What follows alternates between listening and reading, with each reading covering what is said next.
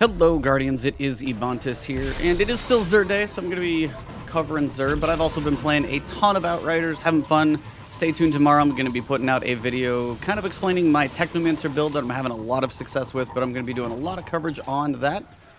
That being said, Xur is here, he is in Nessus, he is, in case you're wondering where I am on the map, we're up here in Watcher's Grave, so from the landing zone, go over to this tree, and we'll see what he's got up here in the top. Alright, so quick reminder, get your exotic engram. Remember, it's a nice way to help complete your collection of things you don't own. Get a random roll on armor that you already have.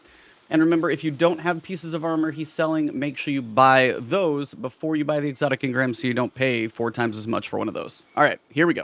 So the first thing we've got is Arbalest. Now this is a linear fusion rifle that was really spicy on console, especially. In PvP, the aim assist was kind of out of this world. I think it's been toned down a little bit. I don't know where it's standing right now. If somebody knows, tried this thing out on console, let me know. It's still a fun one to use, even on PC. I think it's still got a decent amount of aim assist.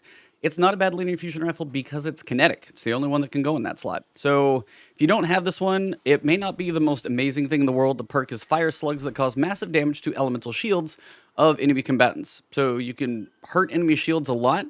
So that one's actually kind of nice, but unfortunately it doesn't do all the things I wish it did. It does break shields pretty well though. So check that one out. It does have disruption break, obviously, because you are working on shields. So overall, fairly cool weapon. If you don't own it, definitely pick it up. It's got some fun potential. Some PvP trolling has come from this as well. All right, for the hunters, we've got Orpheus rig. This is one, if you don't have it, make sure you get a pair of these boots. Perk is Uncanny Arrows, provides ability energy. So if you cast your super, you get some of it back for each enemy tethered by deadfall anchors. Mobius Quiver also has more shots. So any of your tethered enemies are going to put energy back into your super bar. You can get up to half of it back. They did cap it at half. It used to, probably a couple years ago, like almost break the game as people get super after super. So they did stop that, but this is a point to where it is half, but it's still good to get half your super back by using your super. Stats, we've got 61, 13 interlock, not bad, 12 mobility, not bad for a hunter roll, 12 resilience, wish that was in recovery.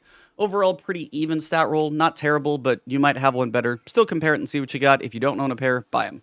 For the Titans, we've got Lion Rampants. If you don't have these, buy them. The main purpose is for exploration, mobility, jumping in raids, stuff like that. It's good to have these because you're able to float longer, move around better.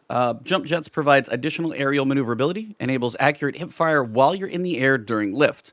So I know these are a good thing for mobility, jumping around. Also in PvP, if you're trying to do hip fire, they can give you a lot more inner accuracy. Perks here we've got, all right, perks here we have, if I could just actually read it, 61 stat total. Apparently that's the number of the day. 13 resilience, not bad for a Titan. So you got 9, 13, 10, 9, 10, 10. It's about as even as you can get with a little bump in resilience, which isn't a bad thing for a Titan. Overall, if you masterwork this one, could be all right, just an even spread. Even spread across the board. For the Warlocks, we have the Aeon Soul. Remember, this is the Sect of Force, Sect of Vigor, and Sect of Insight, where you've got different perks on each one that you can equip. And basically, they work best if you're running with a fire team where other people are running different options on theirs. Each class has an Aeon exotic, and the big perks really come, as you can see, one perk like Rapid Precision Hits with a weapon, temporarily increase your reload speed and weapon swap. And then here's the second part. When you stun a champion or defeat a boss/mini-boss, your nearby fire team members gain a burst of grenade and melee energy. It's pretty straightforward. Aeon cult allies who do not have the Sect of Force, so if they have a different one equipped, also gain a burst of super energy. So it's beneficial in a fire team. You could run all 3 of you, run an Aeon, each one of you run a different one, kind of play into the strengths of yours, and you can actually get some cool benefits out of it. So check them out. If you don't have one, make sure you have at least one of these for each class. They're really cool and kind of powerful activities and working together as a team. Actually, I like to see this type of thing. I'd like to see a little more of it. Stats, you got 10, 11, 11, 7, 6, and 15. Overall, I mean, they're just like general workhorse ones. While the Warlock getting 15 in strength, not the best, especially with 6 intellect and 11 recovery. Stats are not great on this one. It is only 60, but if you don't have a pair, at least buy them, stick in your vault so you have one. In case somebody's like, hey, do you have a pair of Aeons for your character? You can say yes. So if you don't have them, even if the stats aren't great at all, really, they're kind of not too wonderful, buy them, put them in your vault, so at least you got them in case you need them. But that pretty much wraps up Xur. As I said, he is over here on Nessus. Also, a reminder to you guys, we are going to do our podcast, The Last Word. It will be tonight, 7 p.m. Eastern Time. We've got P. Carlisle Gaming coming on. He's going to be a fun chat. We've got Outriders to talk about. I'm 30 hours into that game. It's been a blast. Shout out to Square Enix for my copy of that one.